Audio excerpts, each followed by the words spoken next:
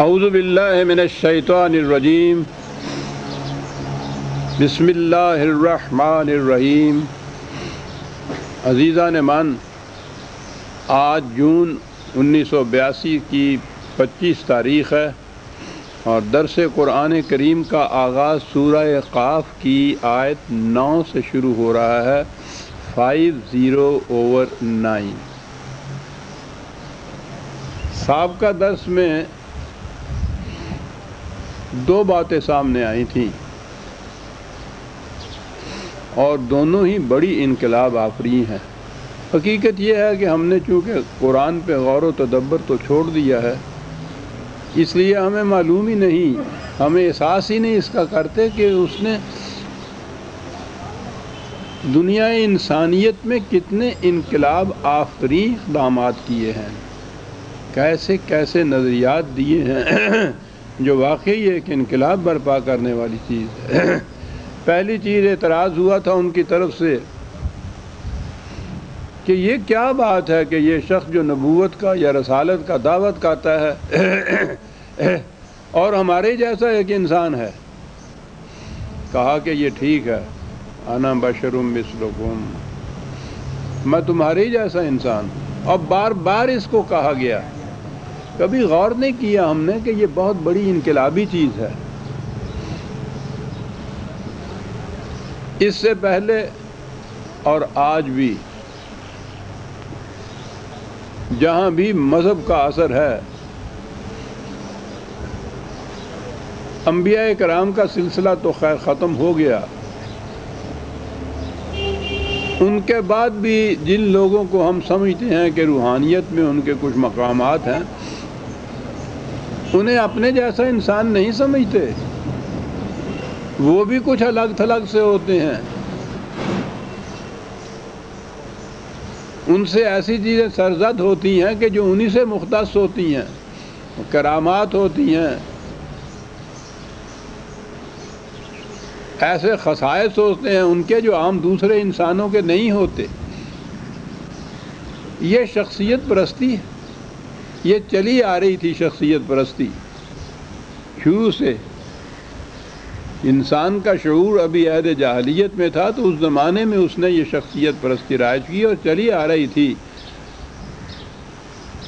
اور قرآن نے آ کے ہمیشہ کے لیے اسے ختم کر دیا۔ نبی اکرم صلی اللہ علیہ وسلم کے متعلق تو بار بار یہ کہا کہ یہ ٹھیک ہے، وہی تو خدا کی طرف سے آتی ہے جس میں اس کے اپنے کسب و ہنر کا کوئی دخل نہیں ہے، وہ ایک وہبی چیز ہے، نازل ہوتی ہے خدا کی طرف سے، یہ محبت وحی ہے۔ اور اس کے بعد یہ تمہارے جیسا ایک انسان ہے، بہت عظیم اعلان ہے یہ حضور کے متعلق یہ چیز، اور اس کے بعد نبوت کا خاتمہ، نبی تو اس کے بعد ہو نہیں سکتا، اور آخری نبی جو ہے اس کے متعلق بار بار یہ بات کہ یہ تمہارے ہی جیسا ایک انسان ہے۔ اپنے جیسے انسان کی پرستش نہیں ہوتی، شخصیت پرستی ہوتی ہے جہاں کسی انسان کو دوسرے انسانوں سے مختص، الگ تلگ، فوق البشر تسلیم کیا جائے، وہاں شخصیت پرستی ہوتی ہے۔ شخصیت پرستی کا خاتمہ کر دیا قرآن نے، اور یہ بہت بڑا انقلاب ہے۔ ساری دنیا اس میں جکڑے چلی آ رہی تھی، آج بھی جکڑی ہوئی ہے، ہم خود ان سے آگے آگے ہیں، باقیوں سے جن کے ہاں یہ انقلاب برپا ہوا تھا۔ تو پہلی چیز تو یہ تھی۔ دوسری چیز جس پہ تعجب والی بات ان کو ہو رہی تھی وہ یہ کہ یہ کہہ رہا ہے کہ یہ زندگی موت کے ساتھ ختم نہیں ہو جاتی، مرنے کے بعد بھی زندگی ہے، حیات آخرت جسے ہم کہتے ہیں۔ اصل یہ ہے کہ دین کا سارا ماحصل جسے تت کڈیا ہے کہنے نے پنجابی جی، وہ حیات آخرت پہ ایمان ہے۔ یہ یوں ہی ایک نظری چیز نہیں ہے۔ عزیزان من، معاف رکھیے، ہمیں تو معلوم ہی نہیں کہ ایمان ہوتا کیا ہے، وہ کرتا کیا ہے، انقلاب کیا برپا کرتا ہے انسان کے اندر، زندگی کس طرح سے بدل دیتا ہے۔ اس لیے ہمیں یہ معلوم نہیں کہ حیات آخرت اس کا مفہوم کیا ہے، یہ کرتا کیا ہے انسان کے اندر۔ حیات آخرت کی ایک چیز تو یہ فلسفیانہ طور پر یا آج کل کے دور میں جو زیادہ سے زیادہ سائیکالوجی آگے بڑھی ہے، سائیکولوجیکل یا فزیکل بھی صحیح دلائل اس قسم کے آ جائیں کہ مرنے کے بعد واقعی زندگی مل سکتی ہے، یہ محض فلسفیانہ یا طبیعیانہ دلائل ہوں گے اس کے کہ یہ زندگی اس سے مل جاتی ہے۔ اس کا یہ اتنا ہی فائدہ ہوگا کہ ایک مسلمہ جو ہمارا ہے اس کے حق میں ہمیں علمی دنیا سے غیر مسلموں کی طرف سے بھی دلائل مل جائیں گے۔ ہم محتاج نہیں ہیں ان دلائل کے، ہمارا تو اس کے بغیر بھی ایمان ہے، ایمان کو تقویت پہنچ جاتی ہے، دوسروں سے بات کرنے کے لیے ہمیں گنجائش نکل آتی ہے کہ یہ دلائل میسر آ جائے۔ قرآن کا مقصد یہ نہیں تھا کہ یہ دلائل تمہیں میسر آ جائیں اور فلسفیانہ سطح کے اوپر تم دوسروں کے ساتھ بحث کر سکو کہ ہاں صاحب دیکھ لیجئے ہم نے ثابت کر دیا کہ مرنے کے بعد زندگی ہے۔ بات یہ نہیں ہے، وہ حیات آخرت کو ایک بڑا انقلابی اقدام کہتا ہے۔ اس کے نزدیک تو یہ ہے کہ یہ انسان کا کوئی کام جو اس دنیا میں وہ کرتا ہے، حتیٰ کہ اس کا ارادہ، اس کی خواہشات، اس کے تصورات تک بھی اپنا نتیجہ پیدا کرتے ہیں، اچھا نتیجہ، برا نتیجہ، اور وہ نتیجہ اسے بھگتنا پڑتا ہے، اس سے مفر نہیں ہے، وہ بھاگ نہیں سکتا۔ اب بھاگنے کے لیے تو یہاں بڑا آسان تھا کہ موت آئی، انہوں نے کہا کہ مرنے کے بعد تو کسی پہ کوئی قانون ہی لاگو نہیں ہوتا۔ یہ قانون جو ہمارے ہاں ہیں ان میں یہ ایک شک ہوتی ہے کہ موت کے بعد کوئی قانون لاگو نہیں ہوتا۔ انہوں نے کہا کہ مر گیا انسان، معاملہ اس کا ختم ہو گیا۔ لیکن جسے کہا گیا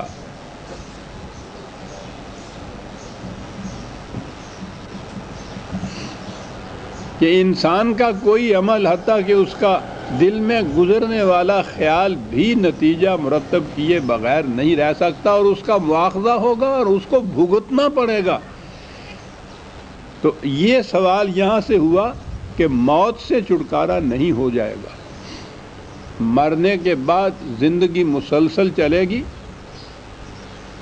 اور یہ تمام اعمال انسانی جو ہے، یہ جو انسان کے اندر ایک شے ہے جسے وہ انسانی نفس یا ذات کہتا ہے، وہ جسم کے مرنے سے مر نہیں جاتی، وہی ہے جو حقیقت میں تمام اعمال انسانی کی محرکات ہوتی ہے، وہی فیصلے کرتی ہے، اسی سے مواخذہ ہوتا ہے۔ جسے میں کہتے ہیں وہ میں بھگتتا ہے۔ ہاتھ میرا چوری کرتا ہے تو ہاتھ کو سزا نہیں ملتی، مجھے ملتی ہے، کیونکہ میں نے چوری وہ کی تھی۔ بہرحال یہ بات تو میں نے عرض کیا تھا کہ لمبی ہے، ہوتی رہے گی، انسانی ذات پہ جب بحث آئے گی تو یہ آگے چلتی ہے، اور انسان کے ہر عمل کا نتیجہ سامنے آتا ہے۔